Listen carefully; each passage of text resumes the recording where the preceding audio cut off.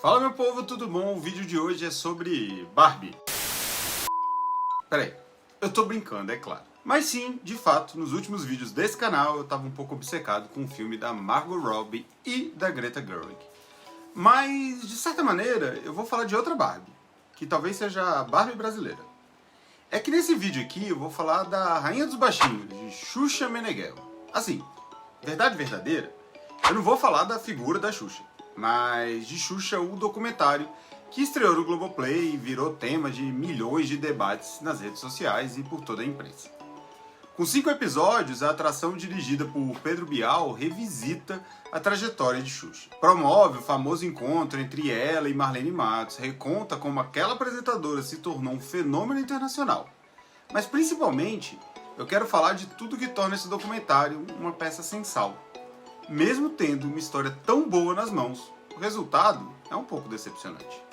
Sim, Xuxa, o documentário, no fim das contas, falha.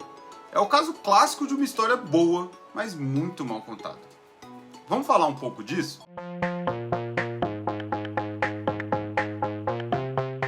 Xuxa, o documentário, é mais uma peça de um projeto da Globo de usar suas próprias estrelas para criar conteúdo para o serviço de streaming, o Globoplay no caso. Carol Conká, Galvão Bueno e agora Xuxa Meneghel. Xuxa, o documentário, talvez fosse o mais esperado desse por uma série de motivos. Afinal, algumas das pessoas mais jovens podem não ter uma ideia exata, mas as crianças brasileiras dos anos 80, 90 e até do começo dos anos 2000 viveram e cresceram tendo Xuxa como uma referência. Show da Xuxa, TV Xuxa, Planeta Xuxa, Xuxa Park, Xuxa Só para Baixinhos, enfim, são vários programas e cada um, à sua época, foi um fenômeno. E no documentário, logo no primeiro episódio, é uma tentativa de abordar como Xuxa virou esse fenômeno.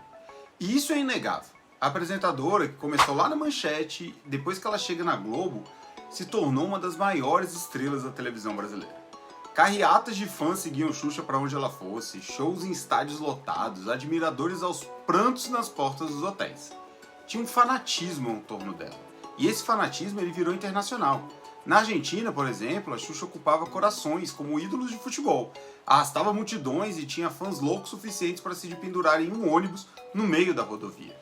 Xuxa, inclusive, virou peça de imitação por toda a América Latina. Isso tá lá no documentário. Mas tem algo que não aparece e que talvez me incomode um pouco mais. Não há, ao longo de todos os episódios que narram o ápice da carreira de Xuxa, nenhuma contextualização histórica do Brasil que gestava sua Rainha dos Baixinhos. Xuxa estreou na Globo em 1986, época do governo Sarney, fim da ditadura militar.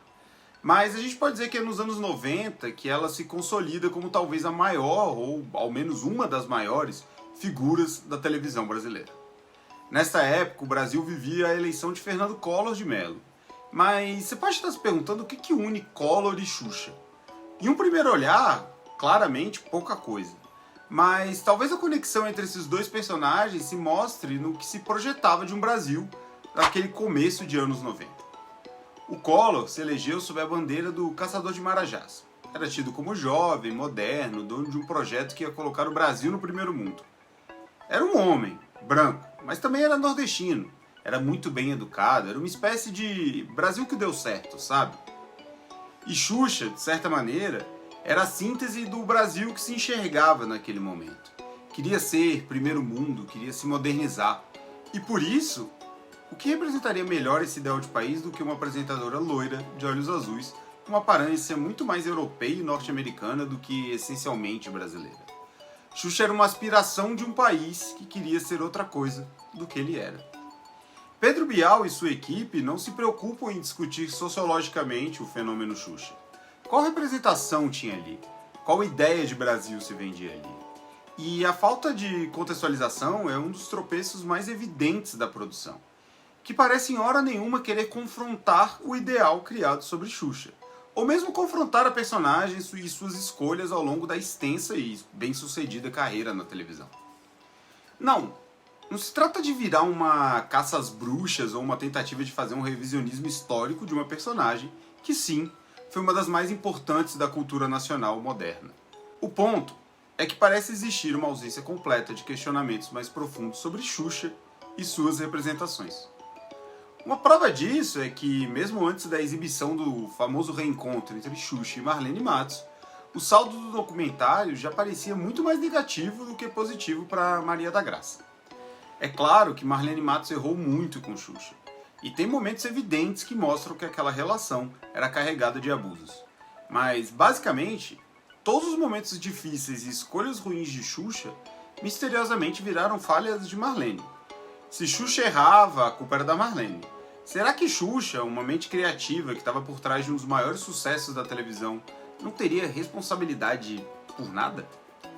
Essa vitimização, vamos dizer assim, ganhou as redes sociais e gerou críticas à apresentadora. Sim, Xuxa foi mais vítima que algoz nessa relação com Marlene Matos, mas a forma como o documentário se propõe a contar essa relação entre as duas é ruim. Xuxa sai como uma vitimista, e em nenhum momento ela se propõe a encarar os seus fatos. E Bial e sua equipe também não resolvem confrontar a apresentadora. Você discorda dessa análise? Cara, direito seu. Mas é inegável que Xuxa sentiu o baque. Não à toa, após a exibição dos 5 episódios do documentário, Xuxa deu uma entrevista para o The New York Times, na qual ela claramente corrige alguns pontos falhos da produção. Olha só o que diz um trecho da reportagem. Agora, o Brasil está em um processo de acerto de contas com a sua Barbie. E Xuxa está no centro disso, em parte graças à sua série documental sobre como ela se tornou uma sensação nacional e que renovou questões sobre diversidade, padrões de beleza e sexualização. O ponto desse vídeo não é analisar se essas críticas são justas ou não, nem mesmo tentar debater da onde vêm essas questões e esses questionamentos. O que eu acho interessante aqui é discutir que todos esses pontos surgem por conta das escolhas ruins por parte de Xuxa e da equipe do documentário. Afinal, o que se sabe é que a apresentadora também participou ativamente das decisões do produto final que foi exibido no Globoplay.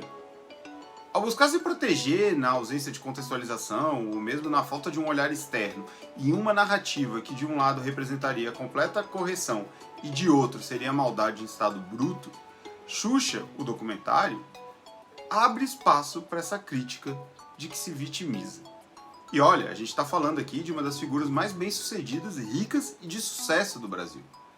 E essa escolha acabou tendo um efeito negativo sobre a própria imagem da apresentadora.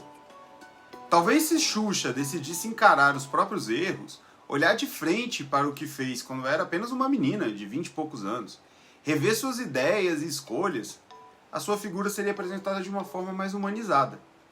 A Xuxa de 60 anos em nenhum momento pega a responsabilidade de rever a própria trajetória. E talvez isso seja a coisa mais frustrante de todo o documentário.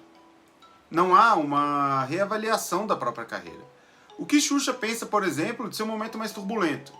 Para ela, porque a partir dos anos 2000, sua figura não conseguia repetir o sucesso na televisão.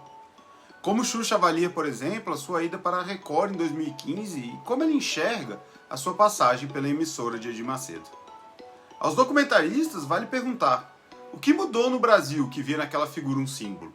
A ascensão de uma nova classe média, programas sociais, movimentos raciais que exigiam maior representatividade tiveram um papel importante nisso? O esquenta de Regina Casé representava mais o Brasil do que a TV Xuxa? Essas são questões não respondidas e que certamente poderiam tornar Xuxa, o documentário, uma produção muito mais interessante do que o resultado insosso exibido no Globoplay. Só não é pior porque não dá para discutir que a trajetória de Xuxa é um material muito bom e que simplesmente revisitar aquilo já torna o documentário algo interessante. Mas ele podia ir além, ele podia ter um pouco mais de tempero, ele podia ser bem mais interessante.